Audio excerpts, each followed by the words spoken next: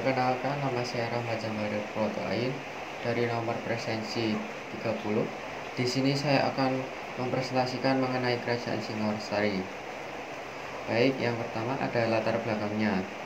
Lahirnya Kerajaan Singosari yang pada awalnya bernama Tumapel lahir dari keinginan Ken Arok untuk memperistri Ken Dedes yang saat itu merupakan istri dari Tunggul Ametung.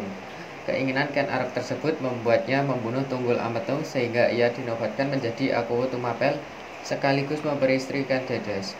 Kemudian Ken Arok melakukan penyerangan terhadap Daha dengan izin para Brahmana. Kemenangan Ken Arok meluluh lantakan Daha menjadi pertanda berdirinya sebuah kerajaan baru, yaitu Singosari dengan gelar Sri Rangga Rajasa Sang Amur Wabuni. Ken Arok saat itu segera menaiki tahta sebagai raja pertama kerajaan Singosari dan melahirkan sebuah wangsa baru. Wangsa ini diberi nama Rajasa atau Girindra. Selanjutnya wangsa tersebut akan menurunkan raja-raja Singosari dan Majapahit yang menguasai Jawa. Untuk masa kejayaannya, kerajaan Singosari berada pada masa kejayaannya saat di bawah pemerintahan raja terakhirnya, yaitu Kertonegoro. Kejayaan kerajaan ini terlihat melalui pencapaian yang dimiliki oleh Kertonegoro.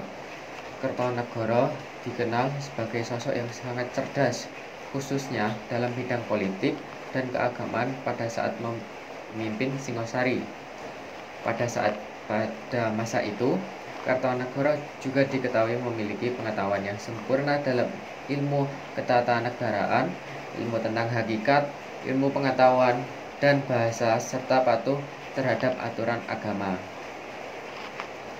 Cakrawala Mandala Dwipantara merupakan sebuah wawasan kemaritiman yang digagas oleh Kertonegoro.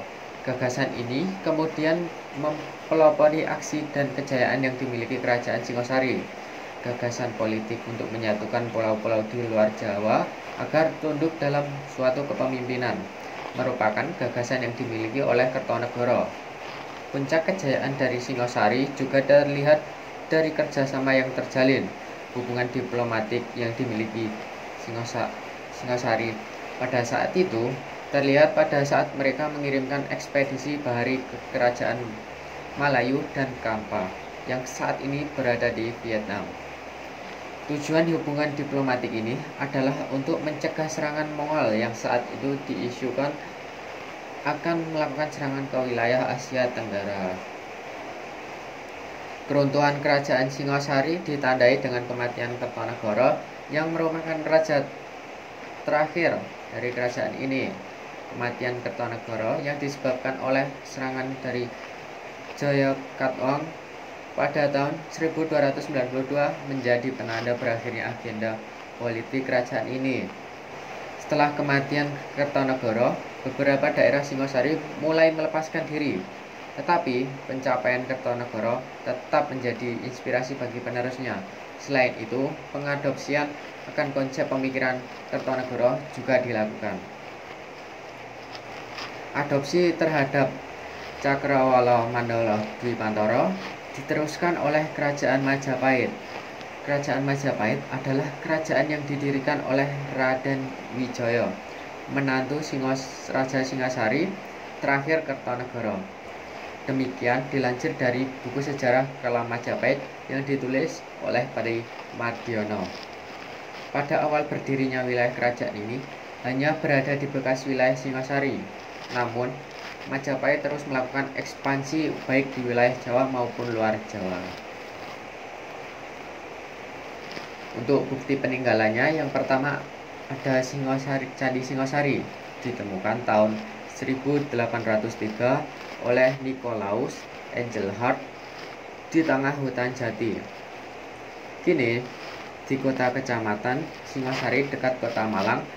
Demikian menurut buku Candi Indonesia Sari Jawa yang ditulis oleh Edi Setiawati dan kawan-kawan. Menurut buku Jejak Peradaban Kerajaan Hindu Jawa 1042 hingga 1527 yang ditulis oleh Prasetyo, candi ini juga menyimpang sebagian abu raja Singasari terakhir, Kertonegoro. Di candi ini ditemukan arka Prajna Pramita yang disebut penduduk setempat sebagai patung Ken Dedes. Yang kedua ada Candi Kidal.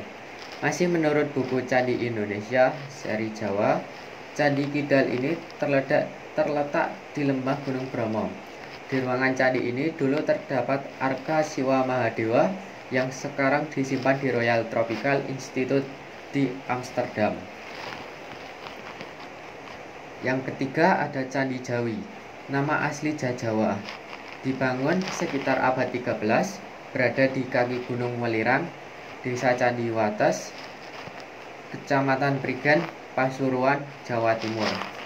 Candi ini adalah tempat penyimpangan Abu Raja terakhir Singasari Kertonegoro. Yang keempat ada Arka Amoghapasa. Menurut Budi Istiawan pada 2006 dalam buku Selintas Prasasti dari Melayu Kuno, dilansir dari laman indonesia.go.id, prasasti ini ditulis dengan huruf Jawa kuno dan bahasa campuran antara Sanskerta dan Melayu kuno. Isinya menceritakan tentang Arka Amoghapasa yang berasal dari bumi Jawa dan ditempatkan di Dharmasraya. Arka ini merupakan persembahan dari Kertonegoro, Raja Singasari di Jawa kepada Sri Maharaja Srimat Tribhuwanaraja Mauliwar Madewa yang berkuasa di Kerajaan Dharmasraya di Melayu. Arka ini kini disimpan di Museum Nasional Jakarta. Yang kelima ada prasasti Gondang. Batu prasasti ini ditemukan di sawah milik Atkim, Dusun Rejoso, Desa Gondang, Kabupaten Mojokerto pada 2020 lalu. Prasasti yang pada batu andesit tersebut mempunyai diameter 120 cm, bagian yang tampak tinggi 54 cm.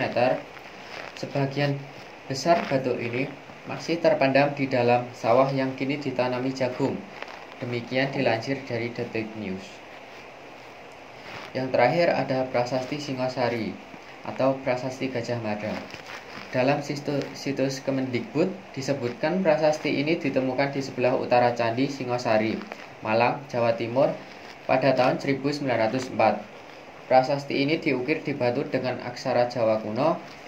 Prasasti Gajah Mada diawali dengan penyebutan tahun 1214 Saka. Bulan Jesta adalah wafatnya Raja Kertonegoro yang disebut sebagai Paduka Bathara Sang Lumah Ring Siwa Buddha. Tahun 1214 Saka bertepatan dengan tahun 1292 Masehi, saat Raja terakhir Singasari Kertonegoro wafat dalam serangan Jayakatwang. Untuk foto-fotonya bisa terlihat. Yang pertama ada Candi Singasari, yang kedua ada Candi Kidal, yang ketiga ada Candi Jawi.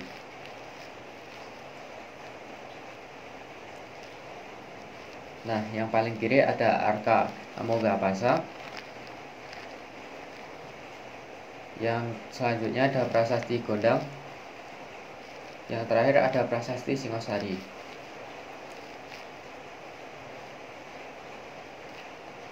Untuk daftar pustakanya, jika mau melihat lagi, mau membaca-baca. Sekian dari presentasi saya. Wassalamualaikum warahmatullahi wabarakatuh.